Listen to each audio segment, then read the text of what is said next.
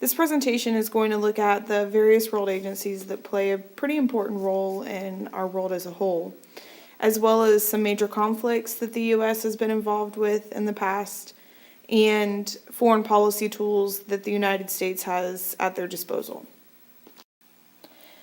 You will need to use this presentation to help you complete the graphic organizers and answer the reflection question at the end.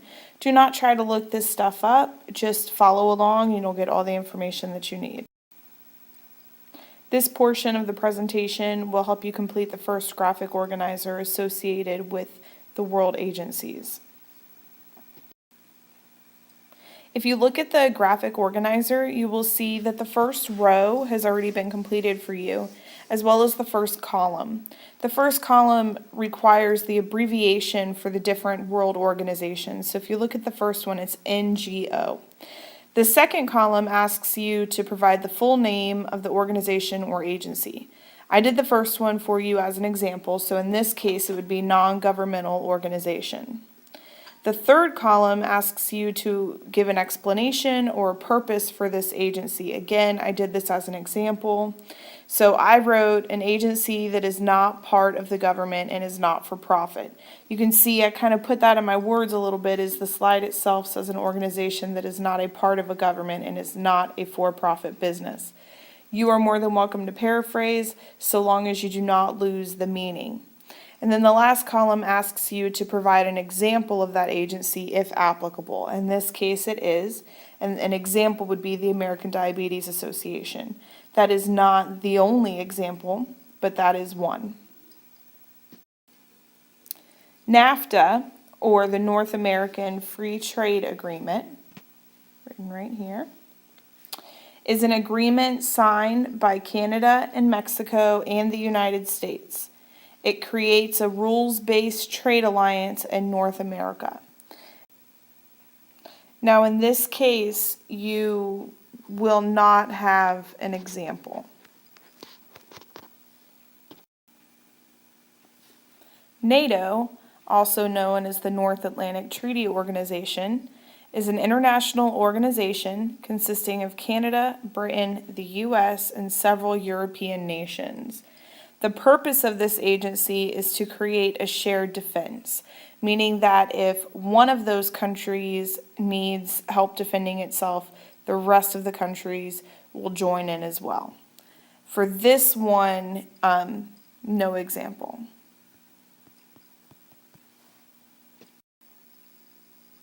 The Red Cross is a pretty common name. We hear it quite often. There is no abbreviation for this one, so under abbreviation and full name, they're both going to read Red Cross. The explanation or purpose is an organization intended to prevent and ease human suffering in times of emergency and disaster. We see the Red Cross come into play when we hear about natural disasters like the earthquake in Haiti, or even disasters such as a house fire. We've seen them come in and help people when they've had a fire.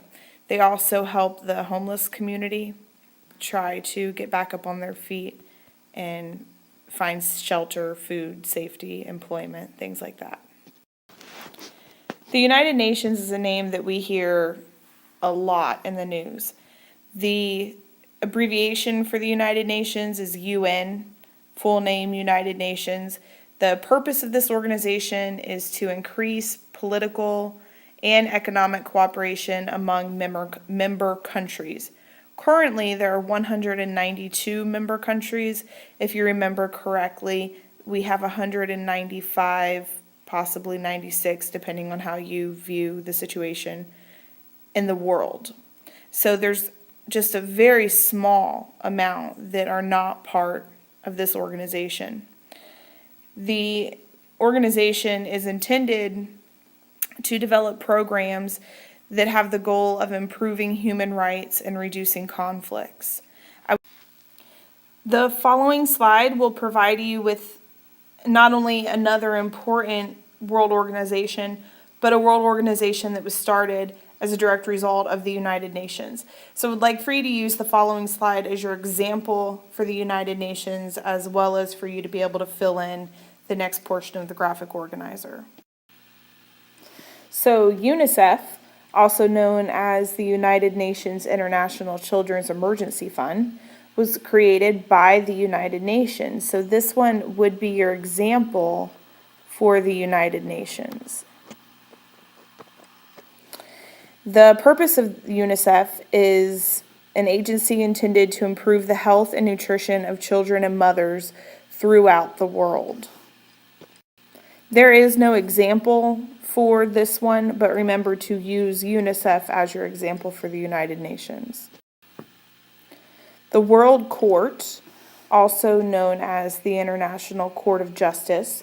So this is written, World Court is written under abbreviation. I want you to write International Court of Justice under full name. It's a division of the United Nations. It's the main judicial agency of the United Nations. And the purpose of this is to decide disputes between nations or between countries. There is no example needed for this one. All right, WTO is the one and only World Trade Organization. It is the only global international organization that deals with the rules of trade between nations or between countries. No example needed here, but please make sure that you write that purpose down. Okay, now we're going to start getting into conflicts. This is going to help you fill out the second graphic organizer on your worksheet. Please be aware that we are not going to go over every single conflict the United States has ever been involved with. We're only going over a small handful. And by doing that, I'm not implying that these are more important than any other conflict. But these are the ones that are most likely to be on your EOC and that the state requires you to know according to the standards. This is a timeline of the conflicts that we will be going over. You can see the beginning date and the end dates. We will review these individually as we go through each crisis. We will be looking at World War I, World War II, the Korean War, the Vietnam War, Bay of Pigs, Cuban Missile Crisis, Iran hostage crisis, Gulf War, and the Second Gulf War. All right, so we're going to move through these in chronological order, meaning from the first one all the way to the most recent one. First one we're going to look at is World War I. So if you look at your graphic organizer, again, you'll see I did the first row for you. In the left column, you're going to see that every war has been written for you. So if you look at the first row, it says WWI or World War I. Did the U.S. initiate the war? No. The beginning date for World War I was July 28th, 1914. Now, the United States did not get involved until April 6th, 1917, and the war finally ended in November 11th, 1918. The reason for the U.S. involvement was because our allies were involved. And because our allies were involved and we had built those alliances, we needed to go support them. Now, initially, we had kind of stayed neutral, but Germany had decided to start using their submarines to attack passenger and merchant ships, which they had originally agreed not to do, but decided to go ahead and do that anyway. So once they had started doing that, we joined our allies and we were part of World War I. So World War II, did the United States initiate the war? No. It began September 1st, 1939. Again, the U.S. stayed neutral. We did not get involved until December 7th, 1941. The war finally ended September 2nd, 1945. Our reasoning for getting involved: Japanese bombed our naval fleet at Pearl Harbor, D-Day. The Korean War. Did the U.S. initiate the war? No, but we were there from the beginning. This war began on June 25th, 1950. The U.S. got involved June 25th, 1950. The war ended July 27th, 1953. So in this situation, the United States supported South Korea. The Soviet Union and China supported North Korea. North Korea decided to invade South Korea. because the United States supported South Korea, we went to defend them. The Vietnam War. If you remember back to the veteran that visited our classroom, this was the war that he fought in. This war began November 1st, 1959.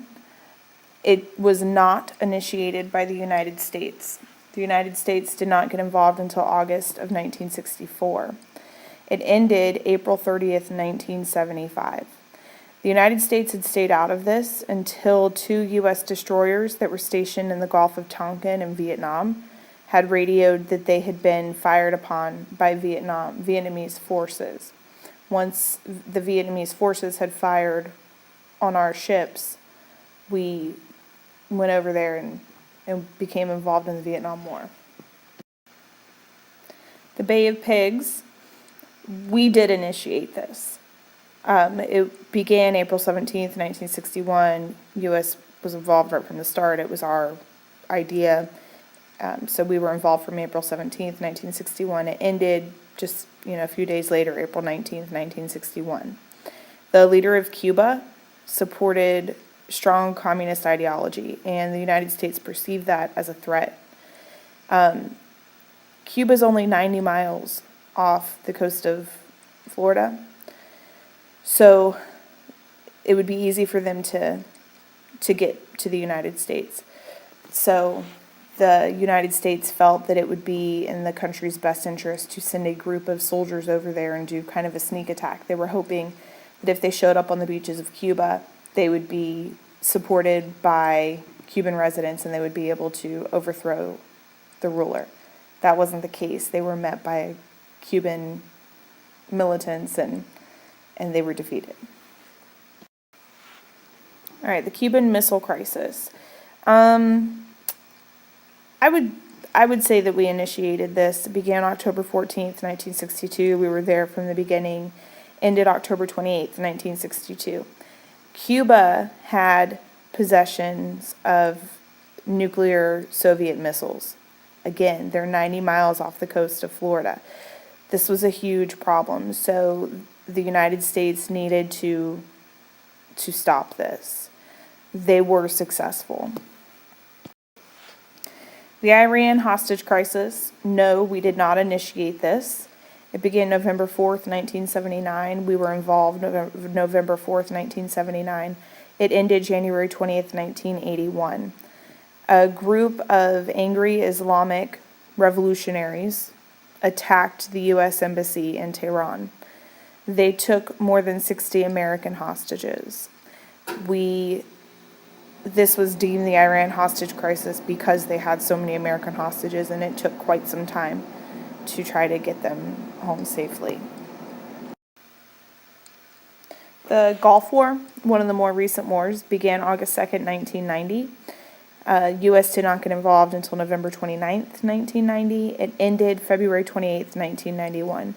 The United States did not initiate this. It began when Iraq invaded Kuwait. The United States went to defend Kuwait and push Iraq out of the country.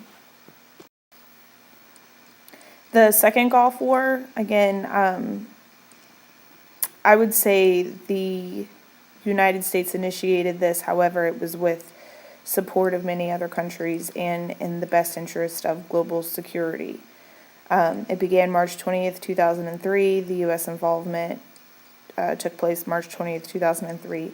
It ended May 1st, 2003. There was a lot of hostility in the Middle East, and it was perceived as a threat to global security. So it felt the leaders of the world felt that it was best to go ahead and go in and stop that. And this was when Saddam Hussein's regime fell. All right, so now we're going to look at the different foreign policy tools that the United States, as well as other countries, have at their disposal.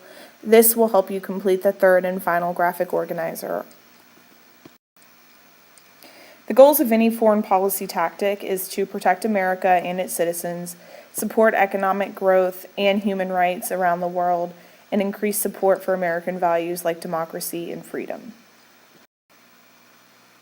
So what we just heard about was all of the conflicts, and those all involved our military. Our military isn't our only tool at our disposal. It's usually our, last resort. but sometimes it's the only solution. The definition for military foreign aid is a country's troops led by a leader. In the United States, it's the president. In Britain, it's typically the king or queen. So it just depends on the form of government that you have as to who is going to be that leader, but there will be one leader. The goal of using military is to prevent war and protect the United States. Sometimes war is inevitable. Sometimes it can be prevented. Our military consists of the Army, the Navy, the Air Force, the Marines, the Coast Guard, the reserves. There's quite a few of them, different branches. There's hundreds of thousands of men and women in the service, and every branch has the same goal in mind, and that is to keep the United States safe. Foreign aid. A lot of people support the idea of foreign aid. A lot of people don't. It just depends on who you talk to. The definition of foreign aid is to help or give assistance to another country. We currently give foreign aid to Egypt, Mexico, Iraq, Haiti. The list goes on and on and on. The goal of foreign aid is to create friendships with other countries as well as increase trade with other countries. Foreign aid can come in many different forms. It can be money. It could be providing military after a disaster. It could be advice on how to help a country create a democracy. It could be food. It could be medical treatment.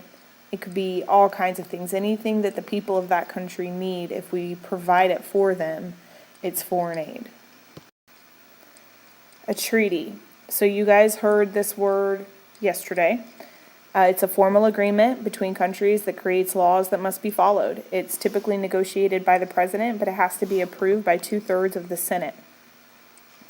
The goal of a treaty is dependent on the type of treaty.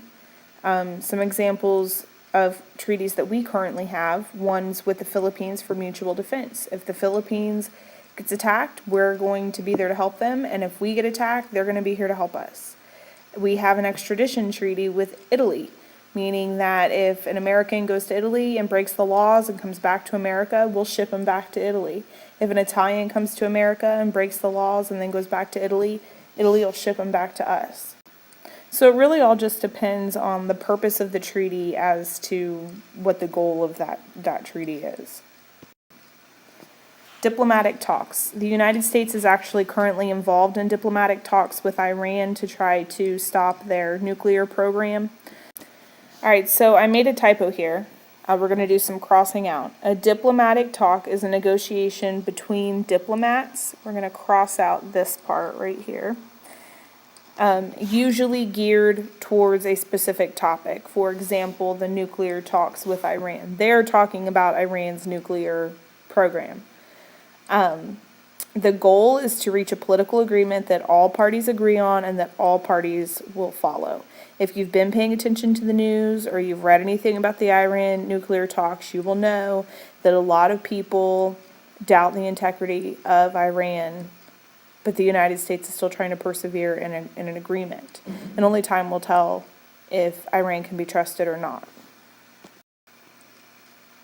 All right, sanctions. The definition of a sanction is a penalty for disobeying a law, rule, or agreement or refusing to stop a disputed action. For example, sanctions have been placed on Iran because they're not stopping their nuclear program. A sanction can be in any one form or a combination of forms. It could be prohibiting people from traveling to that country, prohibit import or export of goods, may cause removal of embassies, restrict participation in international athletic events like the Olympics, or the list goes on. The goal is to encourage another country to abide by the law, rule, or agreement or cease the disputed action. It's kind of like when you get in trouble and your parents ground you. They're hoping that that negative consequence will make you change your mind and start doing whatever it is they want you to do. That's the hope here. Countries that have U.S. imposed sanctions are Russia, Iran, North Korea, Cuba. There's a bunch of them. They go on, and those sanctions are different for each country. All right, so now you should have finished all 3 graphic organizers. There's a question on the bottom of, on the top of page 4. It says, is conflict avoidable, inevitable, desirable? Explain your response. It's also written up on the board. It's our essential question. If you think that it's one of these or all of these or some of these, that's fine, as long as you can defend your answer. You need to use at least 5 sentences, complete sentences, correct grammar and punctuation, and it has to make sense. You can type that right there under the question and then submit your document back through eBackpack.